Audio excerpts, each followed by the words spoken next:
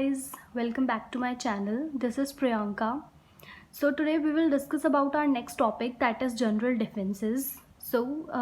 Basically there are 8 types of defenses that we gave that are easily available to the defendant.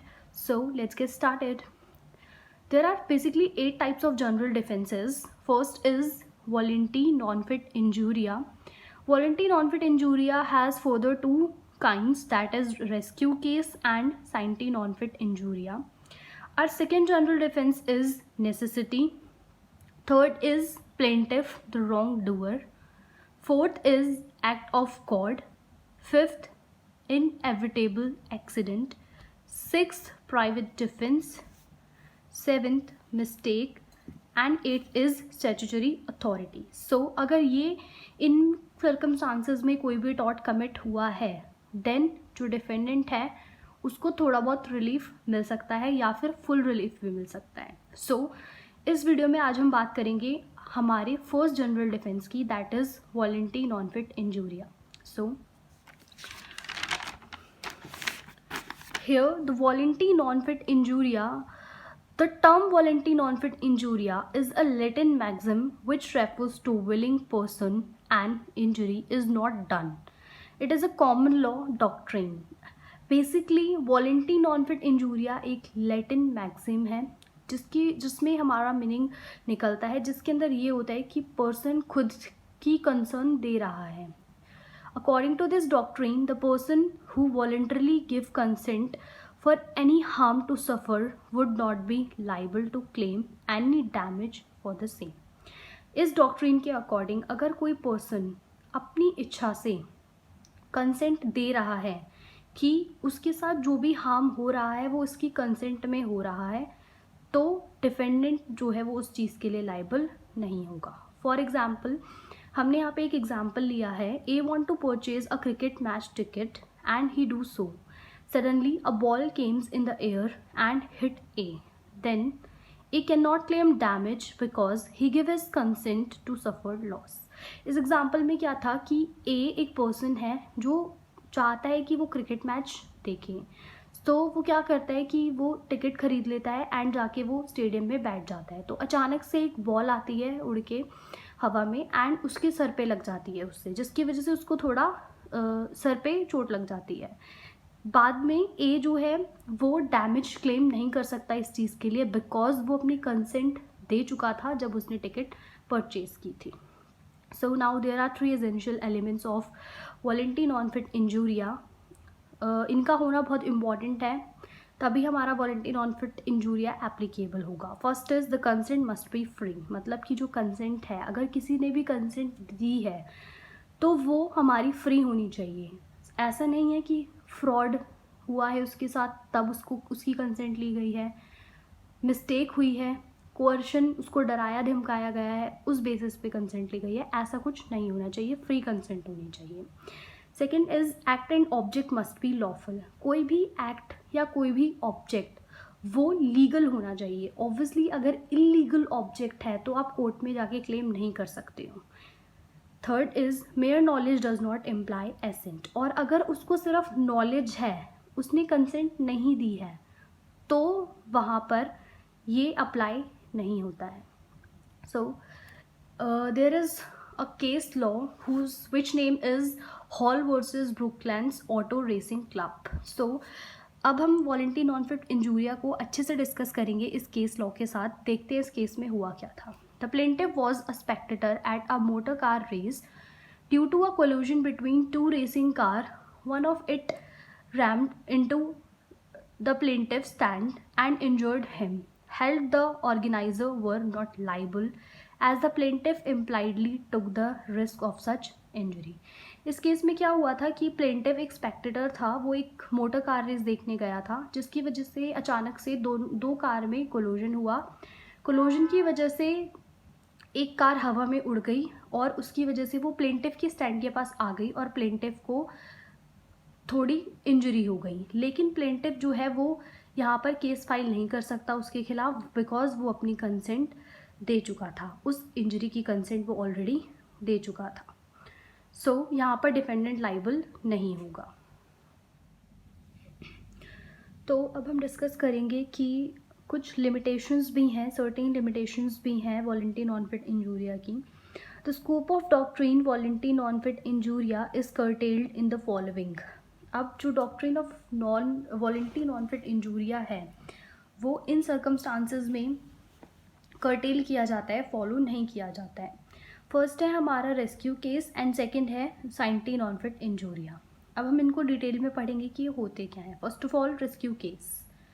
These cases form an exception in the applicability of this doctrine when the plaintiff voluntarily jump into the risk for saving someone else happened because of the wrongful act of the defendant.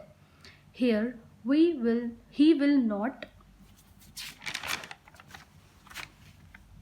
liable to find shelter for this doctrine. अब इस doctrine में बोला गया है कि इस rescue case में ये बोला गया है कि अगर कोई एक पर्सन वॉलेंट्रली जाता है किसी और की प्रॉपर्टी को या किसी और की लाइफ को बचाने के लिए बीच में जाता है, देन ये डॉक्ट्रीन फॉलो नहीं होगा। मतलब कि अगर कोई अपनी इच्छा से किसी की जान बचाने के लिए जा रहा है तो डिफेंडेंट ये नहीं बोल सकता कि वो अपनी कंसेंट से गया था। अब यहाँ पर एक केस लॉ था जिसका नाम था हेन्स वर्सेस हार्डवुड। सो क्या हुआ था इस केस में, देखते हैं। The defendant servant left 2 horse van unattended in the street. Nearby there were some children playing. A boy from one of them threw a stone towards the horse and horse bolted as a result. The horse started running here and there. This created danger to women and children in the street nearby. A policeman see all this and dived into the scene to prevent from danger, though he succeeded but severely injured in doing so. Defendant was held liable even when the defendant pleaded that he was a policeman and was doing his duty. इस case में क्या हुआ था कि defendant का जो servant था वो उनके 2 हॉर्सेस को अनअटेंडेडली छोड़ गया था स्ट्रीट पे। वहाँ पर पास में ही बच्चे भी खेल रहे थे और बहुत भीड़ थी उस रोड पे।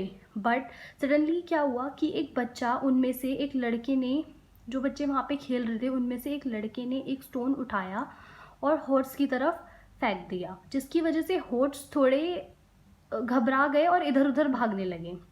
इसकी वजह से क्या हुआ कि एक वुमेन को डेंजर होने का चांस था एंड एक चिल्ड्रन को भी डेंजर होने का चांस था।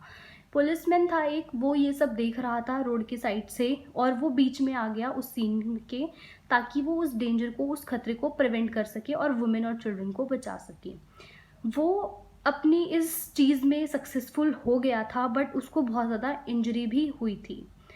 देन डिफेंडेंट ने जो है, यहाँ पर डिफेंडेंट जो था वो लाइबल होगा बिकॉज डिफेंडेंट ने उसको अनअटेंडली छोड़ दिया था, वो डिफेंडेंट की गलती थी।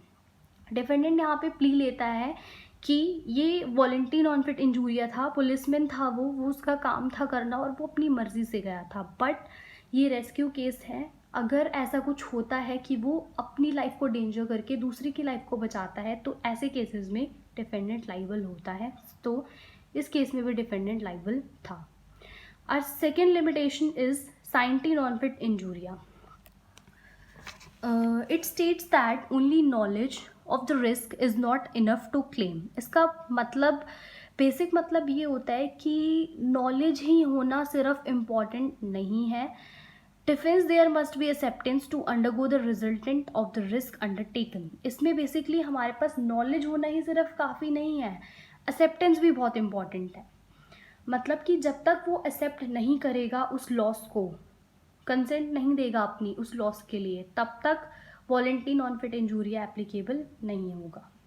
Late us discuss it with the case law, that is Smith versus Baker. The plaintiff was an employ working for defendant for cutting the rock through a drill. The working of his was at the same place from where the stones were being conveyed from one place to another. During his working hour, the stone fell over his head, due to which he got injured.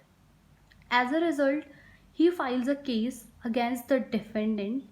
The defendant took the plea that the plaintiff was aware of the risk involved in the working, and therefore he took the plea of voluntary non-fit injuria. The judgment was given that there was only knowledge of the risk but not the assumption of it. Therefore, the defendant was held liable. अब इस case में क्या हुआ था कि यहाँ पर plaintiff जो था वो एक एम्प्लॉय था डिफेंडेंट के यहाँ पर. ये लोग जो है रॉक कटिंग का काम करते थे ड्रिल मशीन्स के थ्रू.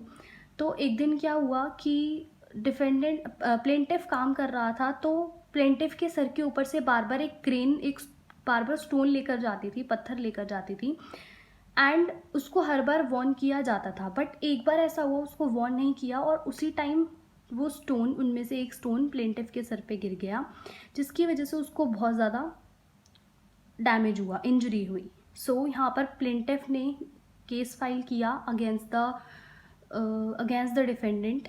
यहाँ पर डिफेंडेंट ने प्ली लिया कि ये वॉलंटरी नॉन फिट इंजूरिया था. उसको ऑलरेडी पता था कि यहाँ पर रिस्क है, वो काम कर रहा था, उसको ऑलरेडी नॉलेज थी. बट इस केस में वो प्ली नहीं ले सकता बिकॉज यहाँ पर सिर्फ नॉलेज ऑफ फैक्ट थी, उसकी एसेंट नहीं थी. यहाँ पर मेयर नॉलेज ऑफ फैक्ट थी, नॉट हिज एसेंट.